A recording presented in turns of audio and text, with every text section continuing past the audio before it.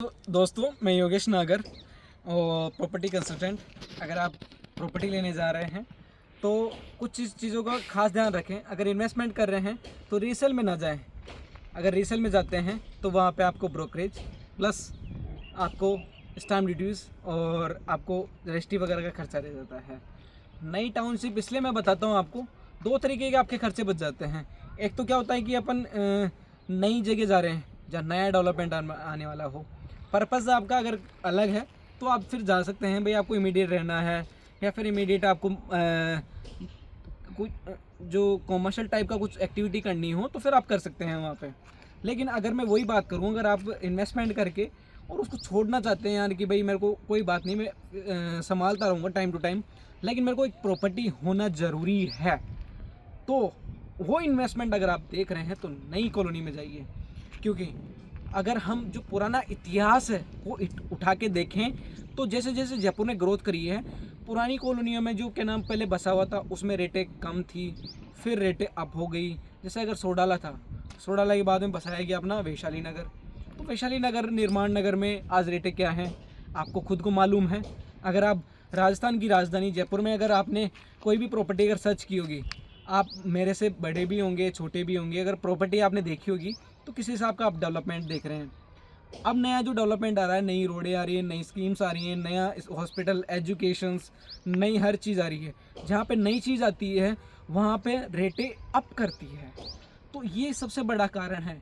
क्योंकि क्या है, जिस तरीके की ग्रोथ आज हम देख रहे हैं, पॉपुलेशन में भी ग्रोथ हो रही है, प्लस सैलरी वाइज भी अगर देखें थोड़ा बहुत इंक्रीमेंट आ रहा है। लेकिन आपको सबसे चीज़ जान के हैरानी होने वाली है, भाई महंगाई दर है वो आज थोड़ी सी हमारी सैलरी यहाँ है और वो यहाँ है। तो हमें एक एडवांस चीज़ चाहिए जो हमें उस चीज़ को बचाने के लिए। आज सैलरी एक पार्ट हो सकता है अपनी आजीविका चलाने के लिए, लेकिन आज वो भी भरपूर मात्रा में नहीं है। क्योंकि हमें शादी ब्याह भी करना होता है, बच्चों की पढ़ाई लिखाई भी करनी होती है, और भी खर्चे आ ही जाते हैं अपने उस चीज़ को अगर देखने के लिए। क्योंकि बच्चों की शादी करनी है, एजुकेशन है, तो एक प्लॉट आपकी ज़िंदगी में एक बहुत बड़ा रोल क्रिएट कर सकता है। उसके लिए आपको एक ऐसी जगह इन्वेस्टमेंट करना चाहिए, क्योंकि 5 साल में तो सरकारी भी चेंज होती है, 5 साल के अंदर आपकी लाइफ और फाइनेंशियली स्टेबिलिटी भी एक प्लॉट दे सकता है। मैंने एक प्लॉट दिया था नॉर्थ फेसिंग का, तो नॉर्थ फेसिंग का प्लॉट देने के बाद में मेरे क्लाइंट थे, मैंने पहला प्लॉट दिया था, उनकी ज़िंदगी में बहुत ही स्टेबिलिटी और ग्रोथ आई। क्योंकि नॉर्थ फेसिंग का जो प्लॉट होता है, अगर ज़मीन का टुकड़ा आपने लिया है तो वो आपकी ग्रोथ और स्टेबिलिटी में आपको बहुत बड़ा एक रोल देता है आपको। क्योंकि जिस तरीके से मैंने देखा है कि मैंने ज़्यादातर प्लॉट्स नॉर्थ फेसिंग या ईस्ट फेसिंग के दिए हैं, वेस्ट फेसिंग के बहुत कम प्लॉट दिए हैं, और फेसिंग के मैंने प्लॉट बहुत कम दिए हैं। क्योंकि अगर मैं बात करूं, जैसे आज मकर संक्रांति आने वाली है अपनी, तो इसमें क्या होता है कि क्या नाम है, सूर्य उत्तरी कोण में जाता है। उत्तरी कोण में जाने का मतलब होता है बहुत सारी चीज़ों को लेके फेर बदल होता है। सूर्य एक प्रतीक है अपने लिए जो जीवन दायिनी प्रदान करता है, उसमें अपनी रोल बहुत इंपॉर्टेंट प्ले करता है। अगर आप प्रॉपर्टी लेने जा रहे हैं तो ज़्यादा से ज़्यादा कोशिश करें या तो ईस्ट फेसिंग या फिर नॉर्थ फेसिंग आपने प्लॉट चूज़ करना है, क्योंकि स्टेबिलिटी और ग्रोथ वही आपकी जीवन में लाते हैं। बाकी अगर मैं चीज़ें बात करूं, अगर आप लोन के साथ में जाते हैं तो लोन के साथ में भी लीजिए, क्योंकि प्रॉपर्टी नो डाउट आपका लोन ओनली 5 साल का है।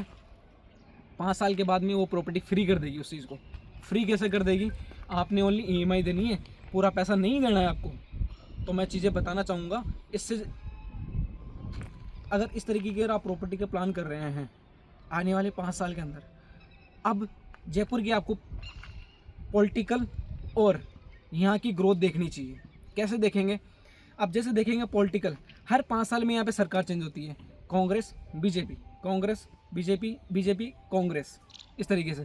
अब हर जो पॉलिटिकल पार्टीज़ हैं उनके अलग अलग जो प्रोजेक्ट्स हैं, जैसे मेट्रो किसी और का था, महिंद्रा से रिंग रोड्स और ये रेलवे लाइंस, ये सब अलग अलग डिपार्टमेंट्स के अंदर आते हैं।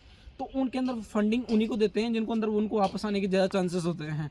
तो हमें वो चाहिए कि क्या नाम है भाई, हम कहाँ उस चीज़ को लेके जा रहे हैं, जहाँ इन्वेस्टमेंट कर रहे हैं, क्या वो ऑटो मोड पे हैं, क्या हम बायर्स हमें जल्दी मिल पाएंगे, क्या मैं इस चीज़ को जल्दी सेल कर पाऊँगा।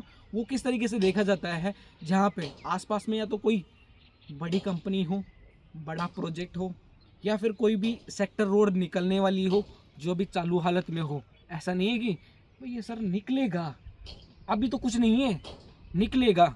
वहाँ प्रॉपर्टी थोड़ा सा सोच समझ के लीजिए। उसमें क्या होता है कि अपने को बायर्स ढूंढना होता है। बायर्स, हम किसी के ऊपर डिपेंडेंट हो जाते हैं। बायर हमें आगे से मिले तो हम क्या होते हैं, इंडिपेंडेंट होते हैं। वहाँ पे हमें किसी तरीके का बर्डन नहीं होता, प्लॉट खुद नहीं बिकता है, हमें बेचने की ज़रूरत नहीं पड़ती। वहाँ क्या होता है, आपको मुँह मांगी दाम मिलते हैं, यहाँ कॉम्प्रोमाइज़ करना होता है। तो अगर इस तरीके की अगर आप प्रॉपर्टी देखना चाहते हैं तो मैं आपको वही सजेस्ट करूँगा जो ऑन रोड प्रॉपर्टी होती है।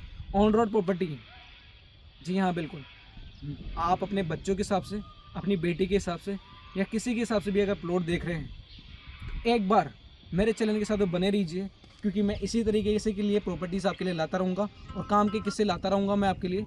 बने रहिए। और अगर ये वीडियो अच्छा लगा हो तो उसको